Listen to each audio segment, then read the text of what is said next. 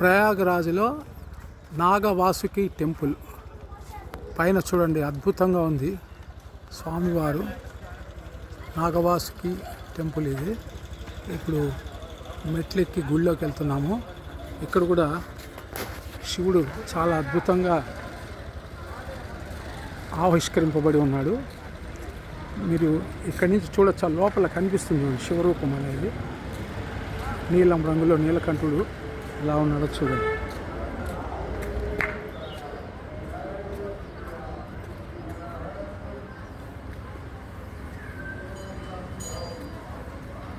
ఓం నమ శివాయ.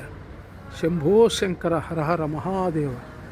ఈశ్వర మహేశ్వర పరమేశ్వర ధ్యాన ముద్రలో ఉన్నాడు మహానుభావుడు.